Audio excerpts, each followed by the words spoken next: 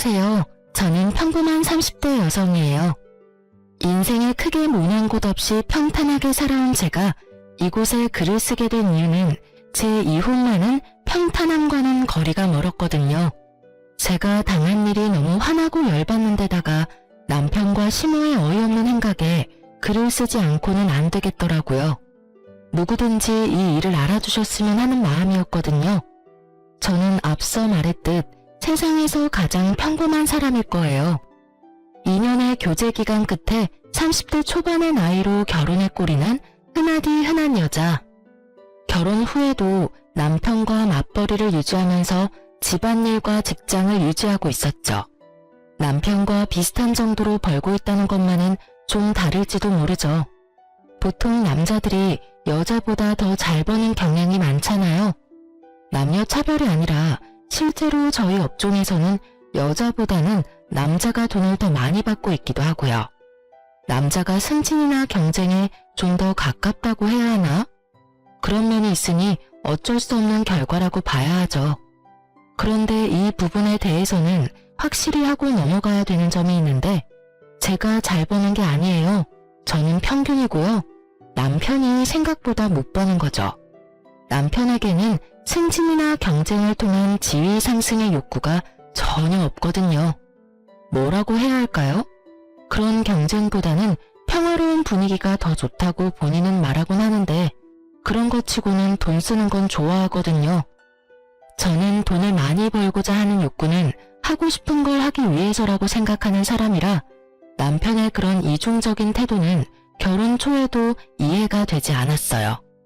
조금만 더 노력하면 될 것 같은 사람인데 노력은 고사하고 시작조차 하지 않으려는 모습을 보며 그냥 이 사람 성격인가 보다 싶었는데 이혼할 때가 되어서야 알게 됐죠. 그 사람의 나쁜 습성이라는 걸요. 그 습성 때문에 저는 남편에 대한 정이 다 떨어져서 이혼을 하게 된 거예요. 사실 남편뿐만은 아니죠. 제가 이혼하게 된 이유 중에 또 하나는 시모였으니까요. 시모는 나쁜 의미로 연락에 목숨을 거는 타입이었거든요. 매일 연락해서 안부 인사를 묻는 느낌이 아니라 매일 연락하면 끊임없이 잔소리를 하는 사람이 시모였어요. 통화의 시작부터 끝까지 시모의 말에는 가시뿐이었거든요.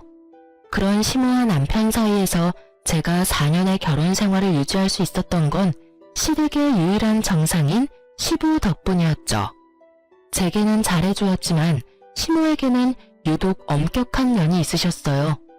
시부가 보는 앞에서 시모가 저를 혼내면 시부가 시모를 혼내곤 했기 때문에 시모는 절대로 시부가 있는 곳에서 저를 혼내지 않았어요.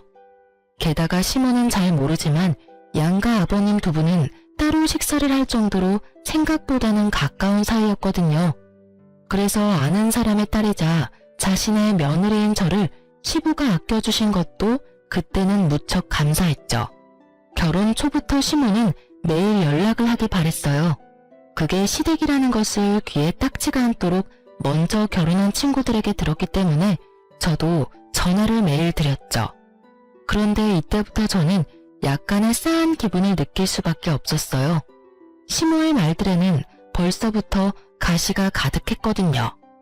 아침에 목이 가득 잠겨서 전화를 하면 넌 뭐 하느라 여태껏 자고 있었냐며 화를 내셨고 낮에 목을 가다듬고 높은 목소리로 전화를 하면 그런 목소리 낼 수 있으면서 왜 항상 그런 목소리를 내지 않냐고 화내는 그런 일들이 계속 이어졌거든요. 어느 정도 시간이 지나니 이건 그냥 저를 괴롭히는 것처럼 보였고 그것을 느낀 순간부터 저는 전화를 하는 것에 크게 연연해하지 않기로 했어요. 매번 스트레스를 받는 것보다 그냥 한 귀로 듣고 한 귀로 흘리며 연신 네네 하고 단답형 대답만 하는 게 더 낫다는 생각을 했거든요. 그리고 제가 그렇게 무성의하게 매일 전화해서 단답형 대답만 하자 결국 열이 받았는지 시모가 제게 말하더군요. 너 요즘에 무성의하게 답하는구나. 무슨 말만 하면 네네. 네가 뭐 앵무새니? 그렇지만 제가 무슨 말을 할 수 있겠어요. 어머님 하시는 말씀이 다 맞는 말인데요. 습관적으로 네라고 답할 뻔한 저는 시모가 반론할 수 없는 대답을 꺼냈어요. 어차피 순종적인 며느리를 보고 싶은 거니 그대로 행동해주겠다는데 뭐가 그리 화가 나는지. 그렇다고 제가 중간에 그건 아니에요 라던가 그건 좀 힘든데요? 라는 말을 하면 득달같이 저에게 말하곤 하거든요. 어른 말이 말 같지도 않아? 라고요. 그러니 네 말고 제가 할 수 있는 말은 없잖아요. 제 말에 시모도 따지기는 좀 그랬는지 저한테 그러더군요. 연락은 똑바로 하는 것 같으니 이제부터는 매주 주말에는 꼭 한 번씩 시댁에 들러라. 네가 집에서 살림을 제대로 살고 있는지 아들 내조는 잘하고 있는지 내가 잘 살펴봐야겠으니 말이다.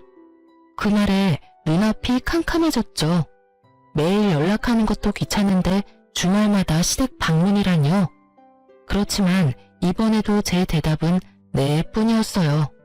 솔직히 가고 싶지 않았지만 그래도 시어른 하는 말인데 듣지 않는 건 아니라고 생각했거든요. 저는 할아버지 밑에서 커서 엄마 없이 자란 티가 난다는 말을 제일 싫어했거든요. 특히 시댁에서는 시키면 시키는 대로 일단 하는 게 낫다고 생각했으니까요. 그렇게 주말마다 시댁 방문이 시작됐어요. 그리고 저는 점점 인내의 한계를 경험하고 있었어요.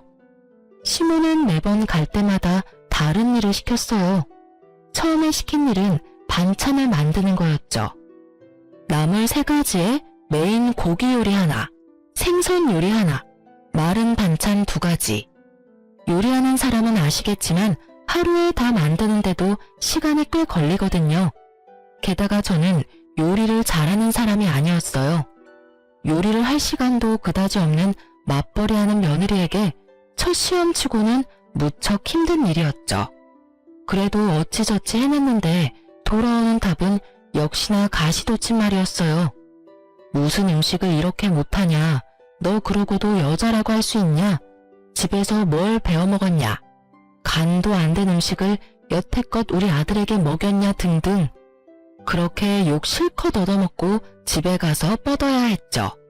그리고 그 다음 주에는 청소였어요.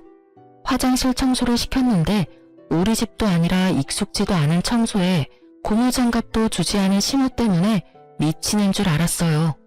겨울에 무슨 생각인지 보일러까지 싹 다 꺼두고는 찬물만 쓰게 만든 시모를 보니 정말 너무하다는 말만 입안에 맴돌았죠.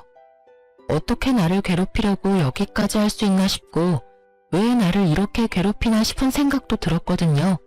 그래도 참았어요. 저도 옥이란 게 있으니까 꼬리 말고 도망치는 꼴은 보여주고 싶지 않았거든요. 그런데 그렇게 몇 달간 하다 보니 어느새 워크숍 일정이 잡혔더라고요. 저희는 1년에 한 번 가을에 워크숍을 가는데 무조건 1박 2일이었어요. 남편도 물론 잘 알고 있는 사실이었고요. 그래서 저는 남편에게 미리 이야기를 했어요. 나 이번 주에 워크숍 있으니까 어머님이 혹시라도 나 부르면 당신이 좀 가줘. 뭐? 귀찮은데. 귀찮아도 가. 당신한테 설마 일은 안 시키겠지만 그래도 얼굴 한번 보여드려야 어머님도 안심하시겠지. 아들 사랑 지극정성이신 분이잖아. 가서 왜 내가 못 오는지 설명도 좀 해드려. 내가 이야기해봐야 백날 우기기만 하실걸? 알았어. 이번 주에 가서 얼굴 한번 보일게. 그럼 됐지? 남편은 자기 할 말만 하고는 후다닥 사라졌어요. 제가 마지막에는 푸념의 이절을 듣고 싶지는 않은 모양이었어요. 솔직히 남편에게 시모의 일을 말하기도 했지만 남편은 지금뿐일 거라며 이해하라고 하기만 하고 아무런 도움도 주지 않았거든요. 그런 상황에서 저렇게 도망치듯 대화를 끊어먹는 걸 보니 참 답답했어요. 시모에게 워크숍 이야기를 하긴 했지만 시모는 절대 용납 못한다는 분위기였거든요. 워크숍을 빠지고 오라는 말을 하는데 그렇게까지 하고 싶지는 않았어요. 시어른 생일이던가 집에 행사, 경조사가 있었다면 또 모르겠지만 굳이 저를 괴롭히기 위해 부르는 건데 제가 워크숍을 빠질 이유가 없잖아요.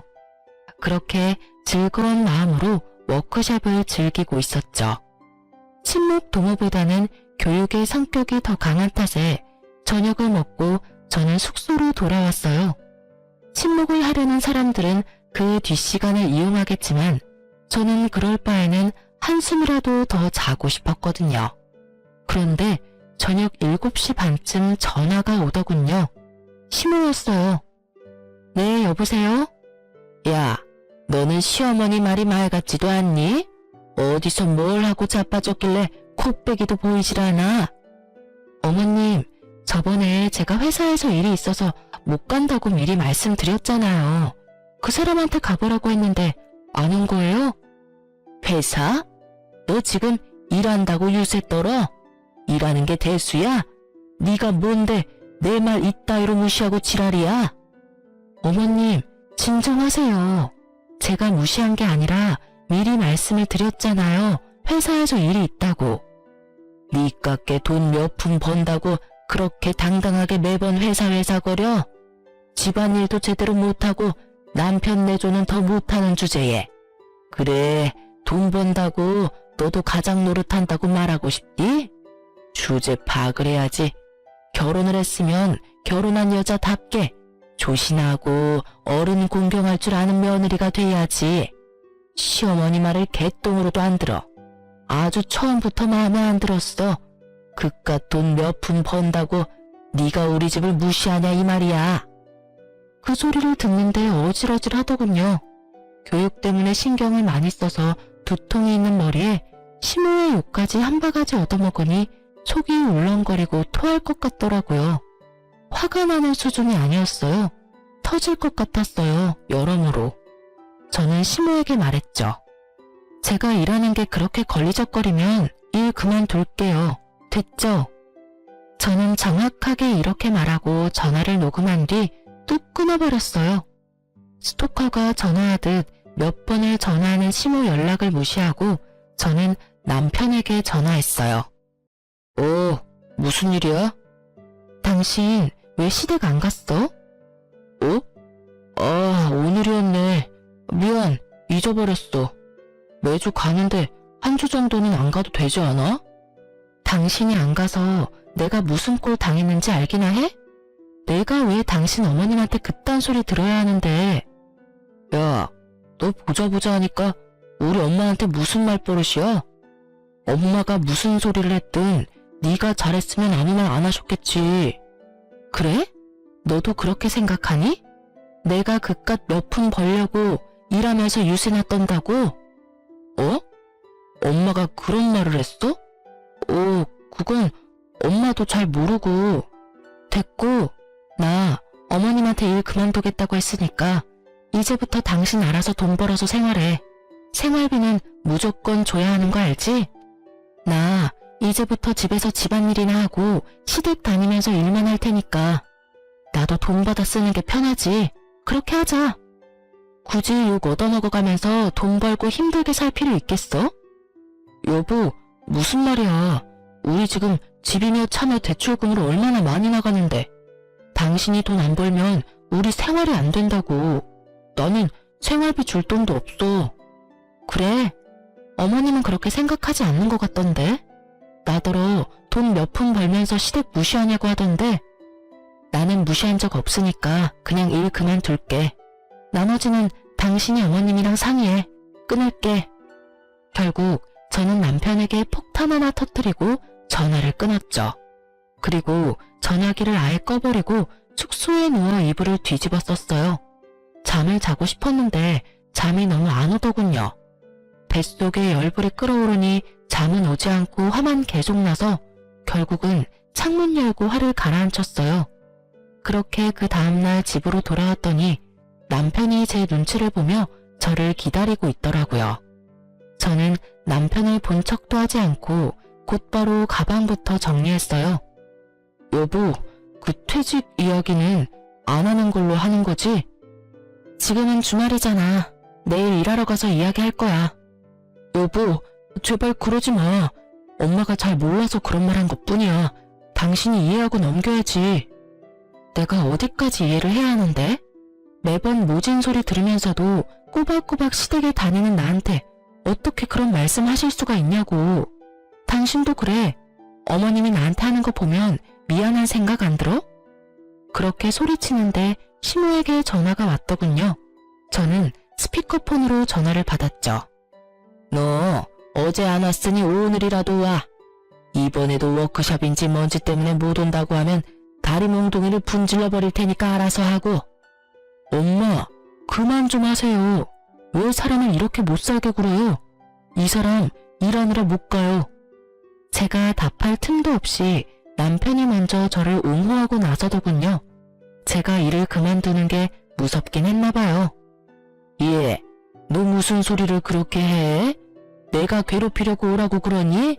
아직 준비도 안 된 애가 시집 왔으니 내가 알아서 단련을 시켜주려고. 단련은 무슨 단련이에요? 제가 잘 살고 있으면 되는 일이죠. 그리고 지금 와이프 일 그만두면 안 돼요. 요즘에 홀벌이로 먹고 살 수 있는 줄 아세요? 일하느라 힘드니 앞으로는 이 사람 매주 불러내지 마세요. 남편의 말에 시모가 어이가 없다는 듯 말했죠. 야, 너 무슨 말을 그렇게 해? 내가 지금 누구 때문에 이런 말 하는 건데? 네가 며느리 휘어잡지를 못하니 내가 해주는 거 아니냐? 됐어요. 그런 거 필요 없으니까 2번 다시 일 그만두라느니 그런 말 하지 마세요. 그리고 이렇게 매번 불러내지 마시고요. 결국 남편이 크게 시모에게 뭐라 하고 나서야 시모의 요구는 줄어들었어요. 그 일 이후로 시댁 방문은 한 달에 한 번으로 확 줄었고요. 정말 처음으로 남편이 제 편을 들어준 날이었어요. 물론 제가 일을 그만두겠다는 협박이 없었으면 남편이 제 편을 들어줄 일도 없었겠지만요. 그 뒤로 저희는 대면대면하게 연락을 하며 지내왔어요. 그리고 운명의 그날이 찾아왔죠. 제가 이혼을 결심하게 된 그날 말이에요. 그날은 여느 때와 다름없는 날이었어요. 낮에 시모에게 전화를 했어요. 어머님, 일어나셨어요? 몸은 괜찮으세요? 괜찮지 못하다. 손목이 아파서 정형외과 다녀왔다. 손목을 쓸 때마다 아파서 어떻게 할 수가 없어. 어머, 병원에서는 뭐라고 하던가요? 손목에 있는 인대가 어디 안 좋다는데 일단 손목 보호대하고 약 먹어보자는구나. 주말에 너 할 일 없으면 와서 일이나 도와라. 손목 일해서 아무것도 할 수가 없으니. 네, 그럼 약 잘 챙겨 먹고 계세요. 제가 이번 주말에 가서 일 좀 도와드릴게요. 그렇게 이야기하고 전화를 끊은 저는 어차피 주말에 가야 하니 지금은 마음을 놓기로 했어요. 일이 있으니 지금 당장 뛰쳐나갈 수도 없는 노릇이니까요. 그런데 그날 저녁부터 제 몸 상태가 무척 나빠지기 시작했어요. 열이 나고 환기가 들지를 않나 등이 무척 아프고 화장실에 가면 찌릿찌릿 아프더군요. 고열이 오르자 결국 저는 응급실로 향했어요. 제 병명은 급성 신우신염이었고 최소 5일은 입원을 해야 한다고 하더군요. 열이 40도 가까이 오르는 상황에서 저는 제대로 된 판단도 되지 않은 몽롱한 머리로 일단 제가 아픈 걸 알리기로 했어요. 우선은 회사에 먼저 신우신염으로 입원하게 돼서 못 가겠다고 연락했고 그 뒤에 남편에게 병원 입원한 상황을 말했죠. 뭐? 신우신염? 5일이나 입원해야 한다고? 나 지금 열 올랐다 내렸다 제정신이 아니니까 병원에서 나 쓸 물건들 목록 보내줄 테니 좀 가져와줘. 그렇게 남편이 부랴부랴 제 물건을 챙겨 병원으로 왔어요. 저는 남편에게 말했죠. 나 지금 너무 힘들어서 그런데 어머님한테는 당신이 말 좀 잘해줘. 오전에 연락드렸더니 손목 아프시다고 주말에 와서 일 좀 하라고 하셨거든. 내가 지금 전화하면 또 무슨 소리 들을지 모르니까 당신이 직접 가서 나 입원했다고 말하고 일 좀 해드리고 와. 알았지? 알았어. 알았으니까 당신 몸이나 신경 써. 내가 알아서 할게. 필요한 거 있으면 문자하고. 그렇게 남편은 다음날 일하기 위해 집으로 갔고 저는 아픈 몸으로 병원에 계속 누워 있었어요. 솔직히 제가 시모에게 전화를 할 수도 있었지만 여태껏 당한 일이 많으니 굳이 제 쪽에서 먼저 전화를 하고 싶지는 않았어요. 대신 남편에게 한 번 더 문자는 보냈죠. 이번 주말에는 꼭 어머님에게 가라고 말이죠. 남편의 알았다는 답변을 보고서야 마음을 좀 편하게 먹을 수 있었어요. 그렇게 치료를 받고 5일 만에 퇴원하는 날, 아침에 병원에서 제 물건을 미리 준비하고 있었어요. 새벽에 별다른 이상이 없었으면 퇴원할 준비해도 된다는 말을 의사에게 들었기 때문이었죠. 그런데 전화가 울리더군요. 심우였어요. 저는 솔직히 전화를 받기 직전까지 그런 생각을 했거든요. 제가 아팠으니 너 몸 괜찮냐는 안부 전화일 거라고요. 네, 어머님. 너 주말에 왜 안 왔어? 정말 배짱 한번 좋구나. 시어머니가 아프다는데도 시댁에 와보지를 않아? 야, 네가 그러고도 우리 집안 며느리야? 일이 아무리 바빠도 시어른이 아프면 튀어와야지. 어머님, 저 입원했다가 이제 막 퇴원하는 길이에요. 그 사람 집에 안 왔어요? 거짓말도 잘하네. 네가 무슨 입원이야? 너 네 입으로 우리 집 오겠다고 말했어. 그런데 네가 한 말도 지키지 못해? 어디서 이런 여자가 굴러 들어왔는지. 여기저기 마음에 안 드는 구석만 가득하고 아프다는 심은 무시하고 병원이라고 거짓말을 해. 내가 전생에 뭔 죄를 지어서 이런 며느리를 짊어지고 살아야 해. 어머님, 진정하세요. 남편한테 확인부터 해보고 연락드릴게요. 저는 우선 시모에게 그렇게 말하고 전화를 끊었어요. 그리고 남편에게 전화를 걸었죠. 당신 어제 시댁에 안 갔어? 어머님이 나한테 전화 오셨어.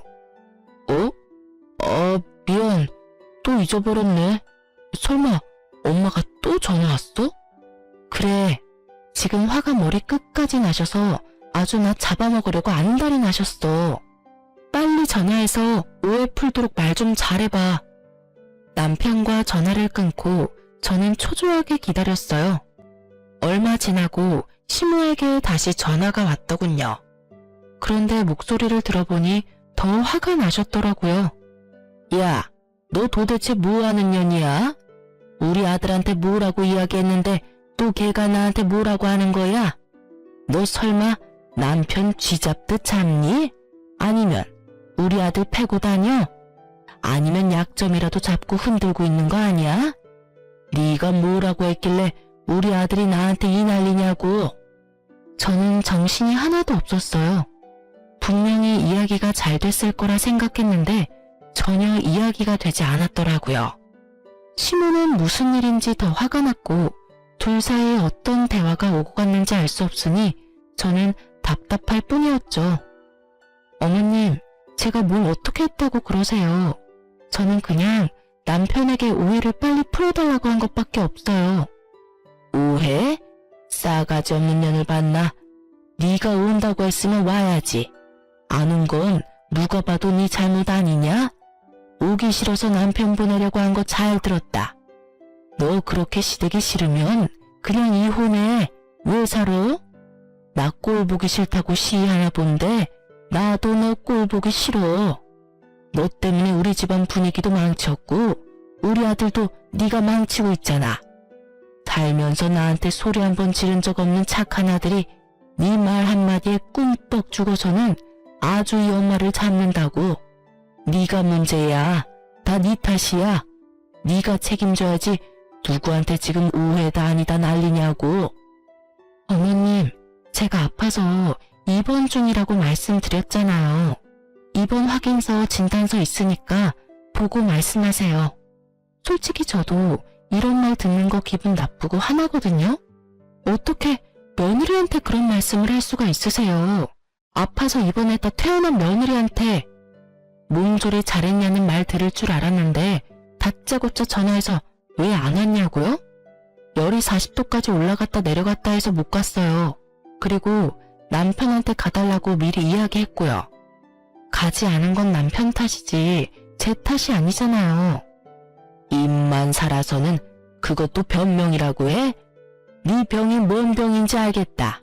그거 꾀병이야. 별거 아닌 병으로 입원까지 할 정도로 우리 집에 오기 싫었던 거 하나는 확실히 알겠어. 네가 우리를 그런 식으로 생각한다면 우리도 너를 그렇게 생각하기로 하마. 앞으로 너랑 대화할 일 없을 거다. 아들한테도 너랑 이혼하라고 말할 거야.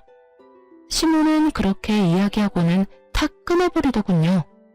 열받은 저는 그 자리에서 바로 남편에게 전화했어요. 당신 도대체 어머님한테 무슨 소리 한 거야? 어머님이 왜 저렇게 나한테 난리시냐고. 내가 무슨 말까지 들었는지 알아? 왜 가만히 있는 나한테 그래. 나는 내가 가기로 했는데 못 갔다고 이야기했어. 더 이상 내가 무슨 말을 해? 내가 아팠다고는 이야기했어? 왜 내가 아픈 걸 ጤ병이라고 이야기하시냐고. 이상하잖아. 당신 몸 안 좋다고 말했어. 어머니가 그러는 거 하루 이틀 일도 아니고 당신이 좀 이해하고 넘어가면 안 되냐? 매번 이게 뭐야. 중간에서 고생하는 내 생각 하지도 않지? 매번 나한테 이야기하라고 하고 나도 그거 하기 싫어. 두 사람 일은 둘이서 해결하라고. 그래, 당신은 중간에서 아무것도 모르고 나랑 어머님 둘이서 열받아서 지금 이러고 있다는 거지? 알면 묻지 마. 두 사람이 알아서 풀어. 나는 이제 더 이상 두 사람 사이에 끼지 않을 테니까. 남편 새끼 말 듣는데 진짜 머리통 돌 것 같더라고요. 끼고 말고의 문제가 아니잖아요, 애초에. 시무가 왜 화를 내는지, 남편놈이 뭐라고 씹으려는지를 알아야 무슨 변명을 하든 반론을 하든 뭐라도 대처를 할 텐데, 제 잘못은 없다며 뻔뻔하게 말하는 남편놈을 보니 진짜 열받더라고요. 시무가 우리 둘 헤어지라고 했으니 헤어지는 게 맞겠다 싶은 생각까지 들었죠. 저런 소리 들으려고 악착같이 결혼생활 유지하면 남는 게 뭐가 있겠나 싶었죠. 집 팔자 지가 꼰다고 저는 그게 딱 질색이었거든요. 그런데 그냥 이혼하는 거 너무 화나잖아요. 누구 좋으라고 그냥 이혼을 해줘요? 이혼해주면 남편 놈은 둘째치고 시무는 얼마나 속이 시원하겠어요.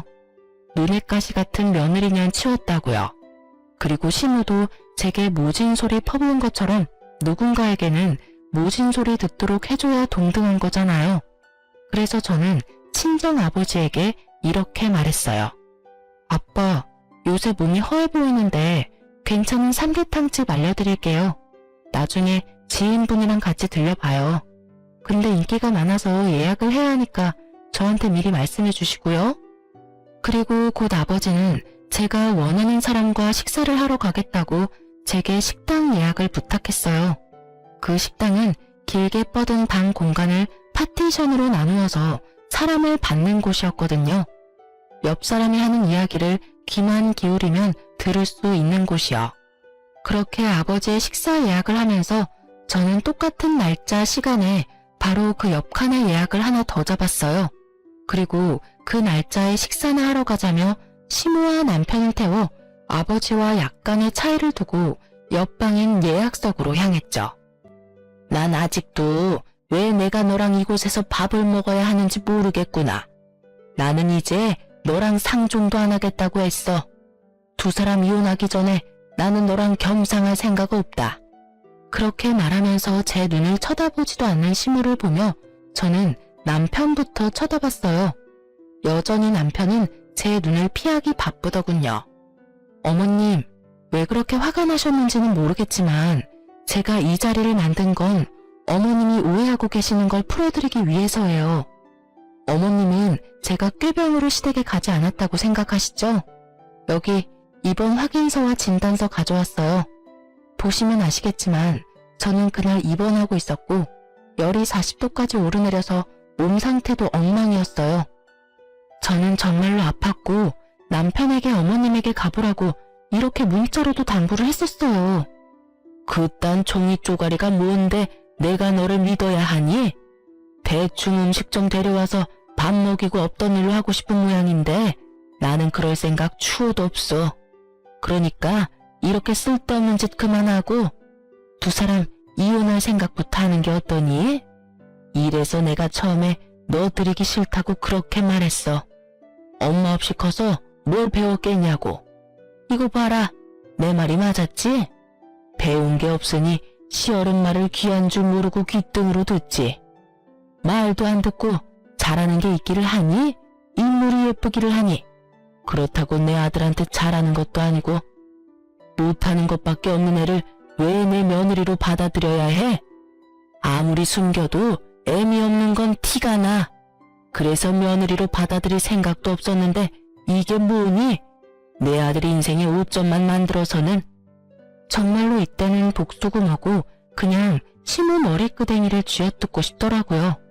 지금은 돌아가신 저희 친정어머니까지 모욕하는 시모가 진짜 사람이 맞나 싶었거든요. 제가 화내기 전에 파티션이 확 젖혀졌죠.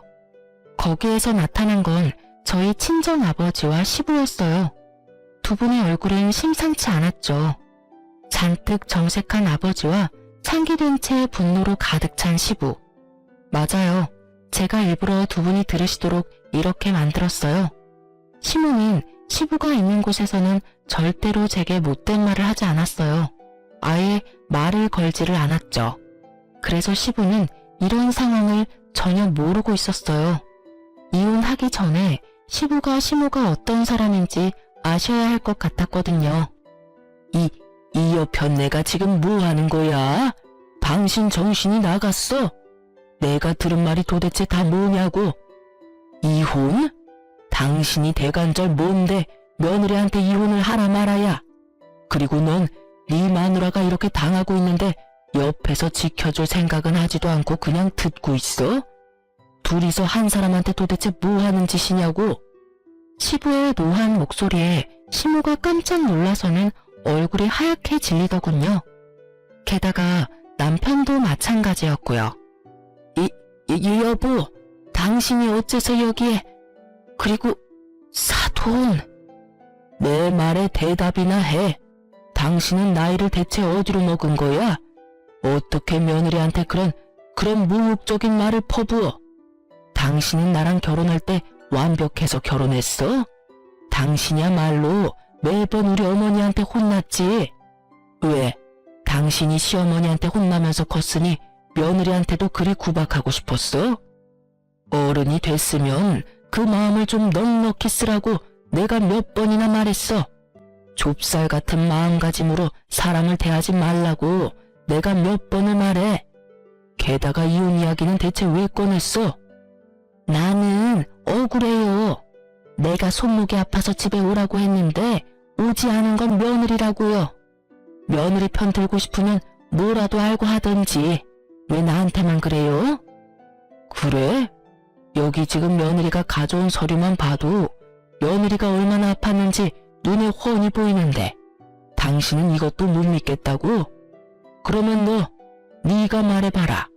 넌 며느리가 가라고 했는데 네 어미한테 왜 안 왔냐?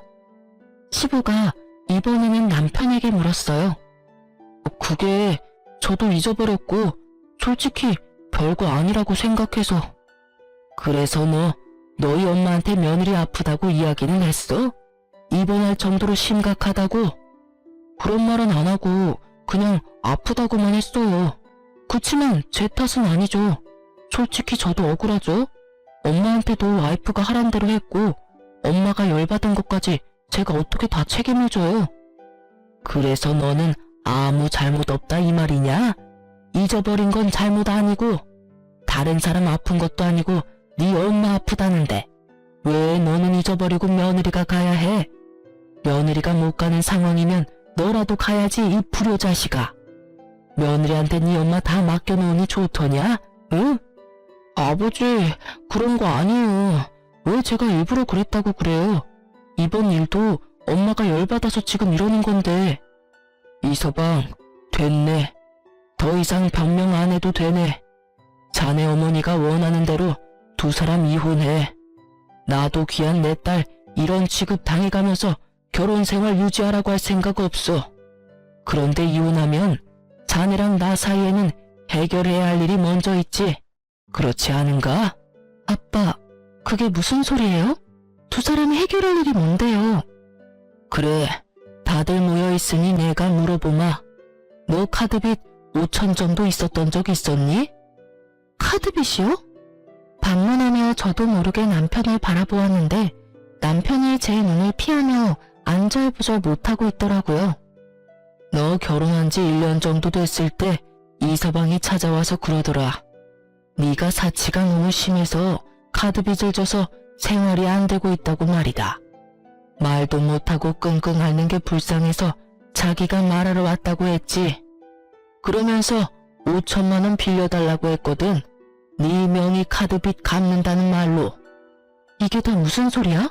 당신 우리 아빠한테 돈 빌렸어?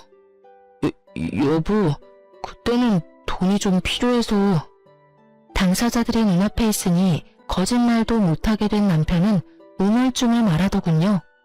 제 이름 팔아 친정아버지에게 돈까지 빌려간 남편놈을 보며 저는 한숨부터 쉬었어요.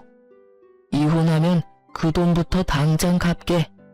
오래 걸릴수록 이자 붙을 거고 나는 법정 이자 다 받을 거니까 그렇게 알고 있으면 될 걸세. 장인어른, 이렇게 갑자기 돈을 갚으라고 하시면 저는 이 사람이랑 헤어질 생각 없어요. 여보, 당신도 그렇지. 우리 헤어지고 그러는 거 아니잖아. 그만. 자네 어머니가 이미 헤어지라고 말씀하셨자는가? 나도 그 말에 찬성이네. 죽은 우리 와이프까지 들먹이면서 싫다고 말하는 집에 이한 딸 1초도 두고 싶지 않아. 결혼시키기 전에 내 딸은 이런 식으로 생각했다는 걸 알았다면 나는 절대로 이 결혼 허락하지 않았을 거야. 나는 사위인 자네도 자네 어머니도 용서할 생각 없어. 그러니까 이혼해. 결국 아버지의 분노가 폭발하면서 분위기는 완전 싸해졌죠. 이 분위기에서 가장 당당한 건 시모였어요. 잘 됐네요. 우리도 그쪽 집안이랑 엮일 생각 없었어요. 그딴 돈 5천만 원? 아들 신혼집 팔면 바로 마련할 수 있는 거 아시죠? 아유, 이제야 속이 시원하네. 이 정도로 깨끗하게 헤어져준다니 우리도 깨끗하게 돈 돌려드리면 되죠? 엄마, 제발 그만 좀 해. 나 와이프랑 이혼 안 할 거라고. 대체 왜 혼자서 이 난린데? 뭘 알고나 지금 말하는 거야? 엄마는 아무것도 모르고 있다고. 내가 뭘 몰라? 인서가, 넌 잠자코 엄마 하자는 대로 해. 신혼집도 너 혼자 다 마련했으니 상관없지 않니? 신혼집을 왜 남편이 혼자 마련해요? 저랑 둘이서 반반 부담했는데요. 제 말에 시모가 처음으로 당황한 표정을 하더군요. 시모는 우리 신혼집을 남편이 다 샀다고 생각하는 모양이더군요. 하지만 저는 이미 집 살 때 반을 부담했거든요. 당신 대단하네? 이것도 거짓말했어? 도대체 거짓말 안 한 게 뭐야? 나 아프다는 것도 제대로 말 안 하고 아버지한테 거짓말로 돈 빌리고 어머님한테도 내가 집 살 때 돈 보탠 거 이야기도 안 했어? 그러니 어머니가 날 무시했겠지. 돈도 없는 집 딸년 데리고 왔다고. 그치? 그걸 당신은 열심히 이용해서 나 욕먹이고, 어? 제 말에 남편이 제게 간절하게 말하더라고요. 여보, 내가 다 잘못했어.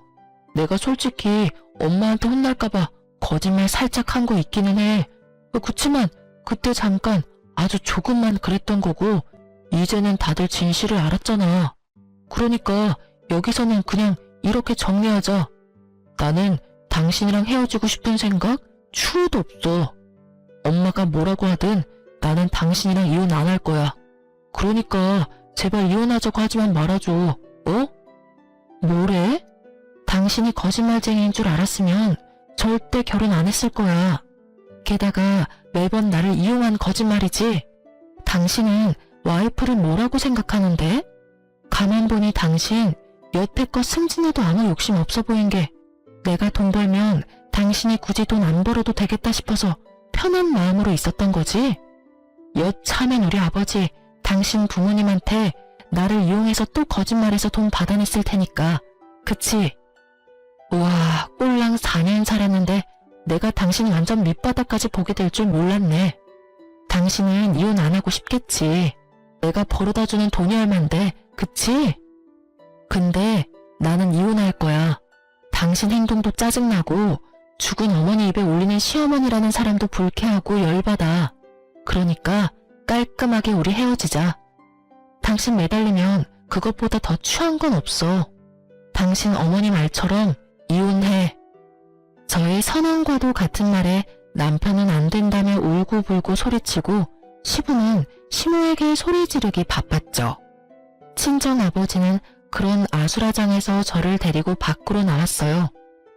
그리고 그 뒤는 아버지의 바람대로 일사천리로 이혼이 진행됐죠. 그런데 그 기간 동안 시댁에서도 놀라운 사실이 밝혀져 시모와 남편이 제가 잠시 머물고 있던 친정집까지 찾아왔더군요. 이번에는 무슨 일로 여기까지 오신 거죠? 그게 며느라가 너무 미안하다. 우리가 좀 심했어. 나도 아들하고 이야기해봤는데 네가 정말로 이렇게 힘든 상황인지 모르고 그랬어. 이제는 네가 얼마나 힘들고 고생했는지 잘 알아. 그러니까 이번에 있었던 일은 다 용서하고 없었던 일로 하는 게 어떻겠니? 이혼이라니. 여자 팔자에 이혼 경력은 좋지 않잖니.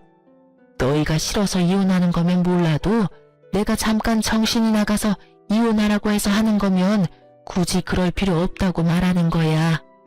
죄송하지만 무슨 말씀인지 모르겠네요. 제가 필요 없고 싫다고 하신 분은 어머님이세요. 그리고 남편한테도 정은 다 떨어진 상태고요. 저한테 거짓말한 건 물론 시어른들한테도 저희 아버지에게도 거짓말한 남자예요. 제가 왜 그 사람을 아직 사랑할 거라고 여기세요? 저는 남편한테 눈꽃만큼의 마음도 남아있지를 않아요. 여보, 그 부분은 내가 정말 미안해. 다 내 잘못이고 변명할 생각도 전혀 없어. 하지만 이대로 헤어지면 나 진짜로 파산할지도 몰라서 그래서 부탁하러 온 거야. 그게 무슨 소리야? 우리 신혼집 팔아서 너한테 돈 주려고 했는데 사실 내가 그 집 앞으로 담보대출을 받았어. 그래서 팔고 나서 대출 자동 상환되면 남는 게 거의 없어. 그러니까 우리 이혼하지 말고 같이 지내면서. 너 대체 그 많은 돈으로 뭘 한 거야? 도대체 어디다가 그 돈을 다 썼냐고. 나한테 생활비도 받았었으면서. 코인이랑 주식 좀 했어. 나도 이렇게까지 망할 줄은 생각도 못했지. 그치만 정말로 맹세해. 그 빌린 돈으로 주식 코인에서 돈 벌면 당신한테 당연히 다 돌려주려고 했어.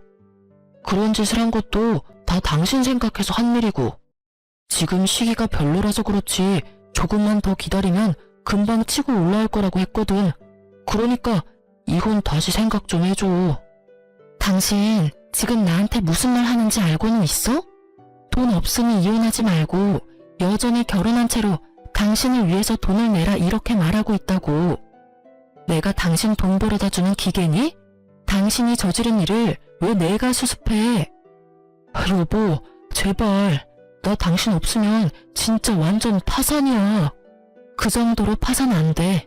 당신 직장도 있고 집 팔면 집 대출금은 사라지는 거니까 월급은 더 남을 거 아냐. 나한테 애원할 필요가 없지. 그게... 남편은 이번에는 시모 눈치를 보더군요. 그 얼굴을 보니 남편이 또 뭔가 일을 저질렀다는 예감이 들더군요. 시모도 그것을 눈치챘는지 아들 등짝을 두드리며 말했어요. 너 설마 또 사고 친 거 있어? 도대체 이게 몇 번째야? 네가 지금 빌린 돈만 해도 얼마인지 알기나 해? 네가 이 정도로 빚더미 위에 앉은 걸 알았으면 죽어도 너랑 며느리 이혼 못하게 막았을 거야. 도대체 이게 뭐야? 사실은 내 월급도 지금 카드론 쓴 거 갚는 중이라. 야, 너 진짜 엄마 속 뒤집어지게 만들래? 나는 지금 너 때문에 너희 아빠한테 이혼당하게 생겼어. 며느리 다시 데리고 오는 거 아니면 네 아버지가 나를 내쫓겠단다. 시모가 저를 찾아온 이유가 명확하더군요. 시부가 시모에게 울음장을 놨더라고요. 얘, 사람 하나, 아니 둘 살리는 셈 치고 다시 돌아와 주렴. 제발 부탁이다. 두 번 다시 이번과 같은 일은 없을 거라고 맹세하마. 응? 죄송해요. 이렇게 못생기고 일 못하고 버릇없는 며느리 어머님도 필요 없으실 거예요. 그리고 저도 저렇게 사고 뭉친 남편 필요 없고요. 그러니까 그냥 돌아가세요. 저는 해줄 수 있는 게 없어요. 저의 단호한 말에 시모야 남편은 결국 본전도 못 찾고 돌아갔죠. 나중에 이야기 들었더니 시모는 이혼 위기로 시부의 눈치만 보며 살고 전 남편은 시댁에서 투잡 뛰며 밤낮 없이 일한다고 하더라고요. 저와 아버지가 받아야 할 돈은 시부가 내주셨고 내주신 금액을 다 갚지 못하면 상속도 없을 거라는 말에 열심히 시부에게 돈 갚고 있는 중이더군요. 괜히 얌전히 잘 있는 사람 건드려서 긁어부스럼 만든 시댁을 보니 속이 시원했어요. 자기 욕심을 위해 마누라 이름으로 거짓말이나 일삼는 전 남편 놈이나 며느리 아픈데도 시댁에 불러들여 일 시켜 먹으려고 했던 시모나 똑같은 사람들이더라고요. 두 사람 이야기 들으니 어떠신가요? 제가 참고 살았으면 제 팔자 제가 꼰 사람 됐겠죠? 저는 지금도 이혼을 한 게 천만 다행이라고 생각해요. 글을 쓰다 보니 한정없이 길어지네요. 여러분, 아니다 싶을 때는 빠져나와야 해요. 잘못하면 빚 지옥에서 허덕이게 될지도 모르거든요. 긴 글 읽어주셔서 감사합니다.